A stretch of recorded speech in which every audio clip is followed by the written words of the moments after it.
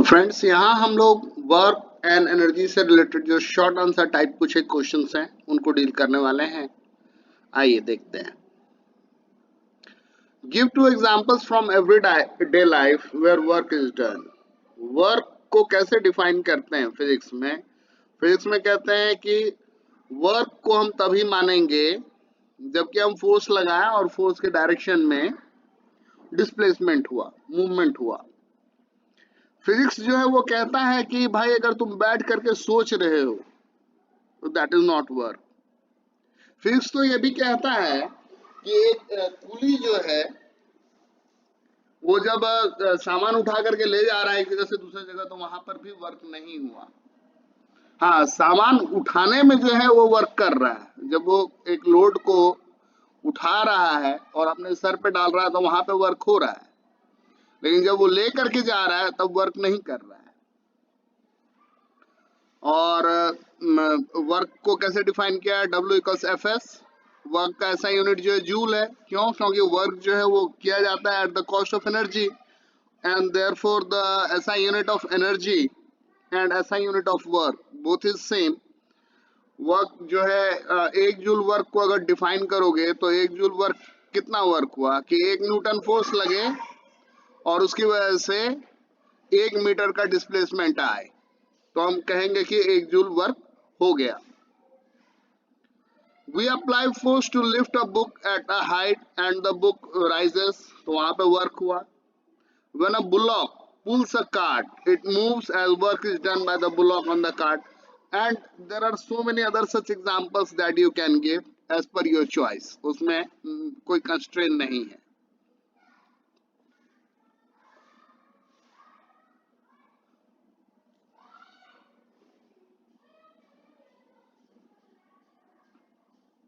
Next question देखते हैं, question number 2। On what factors the work done on a body depends. बोलता है कि वो कौन से कारक हैं जिसपे वर्क डन डिपेंड करता है। The work done on body depends upon 2 factors, that is the magnitude of force, कितना न्यूटन का फोर्स लगा रहे हो। दूसरा, the displacement through which the body moves, कितना डिस्प्लेसमेंट हुआ है in the direction of force apply. और अगर नेगेटिव वर्क हो रहा है तो जो फोर्स अप्लाई हो रहा है और जो मूवमेंट है उसके बीच में 180 डिग्री का एंगल है। मतलब फोर्स अगर इधर लग रहा है तो डिस्प्लेसमेंट इधर हो रहा है तो हम बोलेंगे कि नेगेटिव वर्क हुआ। What is energy? Capacity of doing work is called energy. और बोलता है इसका ऐसा यूनिट क्या है? The capacity of a body to do work is called energy possessed by the body. It is a scalar quantity and it is measured in joule. Generally for practical purposes a bigger unit called kilojoule is used और 1 kilojoule में 1000 joule होता है। Give any 2 uses of kinetic energy. The kinetic energy of air is used to run windmills. आप देख रहे हैं background में windmills हैं। The kinetic energy of running water is used to generate hydroelectricity. उसकी मदद से टरबाइन घुमाते हैं। डैम बनाया, डैम में जब वाटर स्टोर्ड है तो वो उसमें पोटेंशियल एनर्जी है, फिर उसको ग्रेजुअली रिलीज करते हैं और वो जब रिलीज हो रहा होता है तो उससे टरबाइन घूमता है और टरबाइन से फिर इलेक्ट्रिसिटी जनरेट होती है। और सिंपल बात है, हवा बह रही है, देखते हैं ना आपके बगीचों से पत्ते को उड़ा के ले जाते हो, भी काइनेटिक एनर्जी का ही कमाल है। Give one example each of potential energy due to position, due to shape.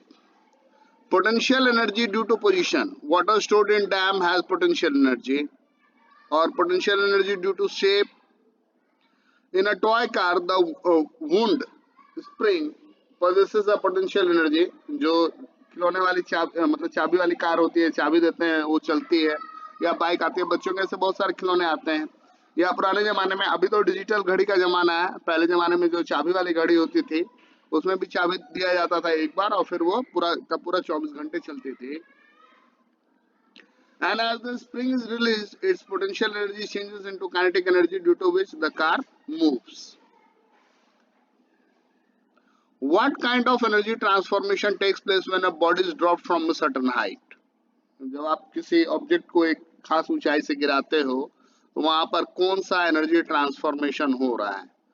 तो जब बॉडी एक हाइट पे थी तो उसके पास पोटेंशियल एनर्जी था, ग्रेजुअली जो है वो एक्सेलरेशन ड्यू टू ग्रेविटी से गिर रहा है और उस पे क्या हो रहा है, वो पोटेंशियल एनर्जी जो है वो कन्वर्ट हो रहा है काइनेटिक एनर्जी में। When a body falls, its potential energy gradually gets converted into kinetic energy. जो टोटल एनर्जी है वो सेम रहेगा, पोटेंशियल एनर्जी कन्वर्ट हो रहा है काइनेटिक में, तो टोटल एनर्जी सेम रह रहा है। On reaching the ground, the whole of the potential energy of the body gets converted into kinetic energy. और जब वो ग्राउंड से जस्ट मतलब समझ लो एक हेयर, एक बाल से भी कम ऊंचाई पर है, तो उस पर्टिकुलर मोमेंट पे जो है उसका पूरा का पूरा पोटेंशियल एनर्जी जो है वो काइनेटिक एनर्जी में कन्वर्ट हो गया रहता है। अगला question, what is the commercial unit of energy? The commercial unit of energy is 1 kilowatt hour, और 1 kilowatt hour is the energy used in 1 hour at the rate of 1000 joule per second. और इसको 1 kilowatt our जो है उसको अगर joule में कहें तो वो होता है 3.6 into 10 to the power 6 joule. जो बिजली का बिल आता है ना तुम्हारा, तो वो यूनिट जिसको बोलते हैं, ये कितने यूनिट बिजली खर्च हुई, तो वो यूनिट जो बोल रहे हो वो किलोवाट आवर ही है। Okay, what is the relationship between commercial unit and SI unit of energy? We know that 1 kilowatt hour equals 1 kilowatt into 1 hour। 1 kilowatt यानी 1000 वाट और 1 आवर यानी 3600 सेकेंड, और इसको मल्टीप्लाई कर लिया इतना और फिर इसको डेसिमल नोटेशन में लिख दिया है, साइंटिफिक नोटेशन में लिख दिया है। Calculate the work done against the gravity. बोलता है कि वर्क डन अगेंस्ट ग्रेविटी मतलब जब आप किसी चीज को ऊपर उठा रहे होते हो तो वो वर्क को कैसे कैलकुलेट करेंगे? तो work done against gravity is measured by potential energy, और पोटेंशियल एनर्जी को मेजर करने के लिए हमारे पास फॉर्मूला है mgh, mass into gravitational acceleration into जितना हाइट तक तुमने किसी चीज को उठाया है। Suppose a body of mass m is lifted vertically upwards through a distance h. In this case, the force required to lift the body will be equal to weight of the body. Weight क्या होता है? Mass into gravitational acceleration, W equals mg। ये तो मालूम है आप लोगों को। और weight का ऐसा यूनिट न्यूटन होता है, मास का ऐसा यूनिट kg होता है। Where m is mass and g is acceleration due to gravity. Now work done in lifting a body. Weight of a body multiply vertical distance.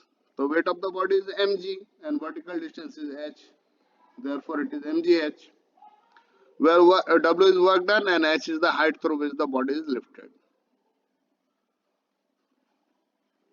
What is power? How do you differentiate kilowatt from kilowatt hour? Power क्या है? कि rate of doing work। Power को अगर हम major करें तो वो होता है work done by time taken, work done by time taken. Power का ऐसा यूनिट जो है वो वाट है। अगर बोलेगा कि 1 वाट क्या होता है तो 1 वाट होता है 1 joule divided by 1 second. Power is the rate of doing work, kilowatt is the unit of power and kilowatt hour is the unit of energy. तो यहाँ जो पूछा है तुमसे क्वेश्चन की किलोवाट क्या है और किलोवाट आवर क्या है, ठीक है? तो किलोवाट जो है वो is the unit of power and kilowatt hour is the unit of energy, ये ध्यान में रखना है।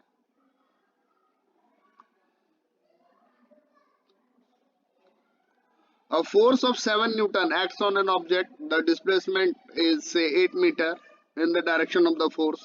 7 न्यूटन का फोर्स लग रहा है और जिस ऑब्जेक्ट पे लग रहा है वो ऑब्जेक्ट 8 मीटर चला in the direction of force. 7 Newton का फोर्स लग रहा है,